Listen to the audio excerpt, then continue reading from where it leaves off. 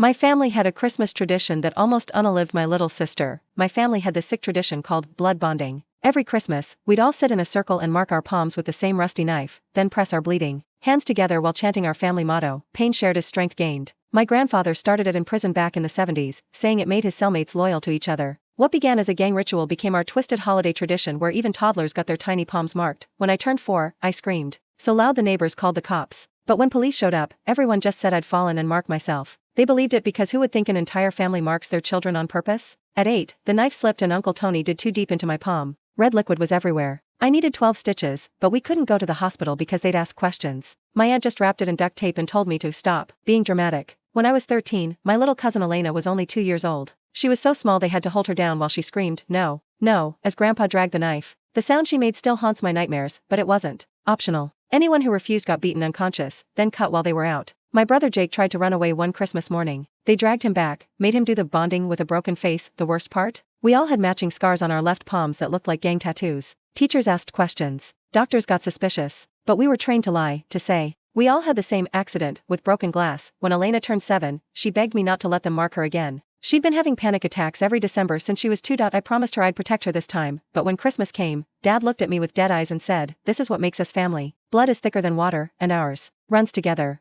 So when they grabbed Elena and she started screaming, I did something that changed everything. I grabbed the rusty knife from Grandpa's hands and marked my palm deep. Red liquid was gushing everywhere. I was screaming, but I didn't let go. "You want it?" I yelled. "Here's your damn red liquid." Everyone froze. Elena stopped crying. The room went dead silent. My family was so shocked they just stared at me. Dad finally wrapped my hand in a towel and told everyone to go to bed, saying we'd deal with this tomorrow. But I couldn't sleep. Elena was crying in her room. My hand was throbbing. And I knew this would never end unless I did something. Around 2 a.m., when everyone was asleep, I snuck into Elena's room and woke her up quietly. "We're leaving," I whispered. I helped her climb out her bedroom window, then followed her out. My hand was still bleeding through the towel, but I didn't care. We ran barefoot through the snow to Mrs. Patterson's house next door. She was the neighbor who'd called police when I was 4. I banged on her door until she answered, still in her nightgown. When she saw us, me covered in red liquid, Elena crying, both of us shaking in the cold, she immediately pulled us inside. "What happened? Oh my God, what happened to your hand?" I told her everything about the ritual. Mrs. Patterson didn't hesitate. She called 911 immediately while wrapping my hand in clean bandages. When police arrived, they took one look at my wound, Elena's terrified face, and our matching palm scars, and immediately called for backup. They went to our house and found the ritual knife still covered in my red liquid. They woke up my family and started making arrests. Elena and I told them everything. About the screaming, about the nightmares, about begging not to be hurt every Christmas. Grandpa got 12 years in prison. Dad got 4 years. Uncle Tony got 5 years last Christmas. Elena and I had our first normal holiday. We made cookies, watched movies, opened presents. No knives, no bonding, no screaming.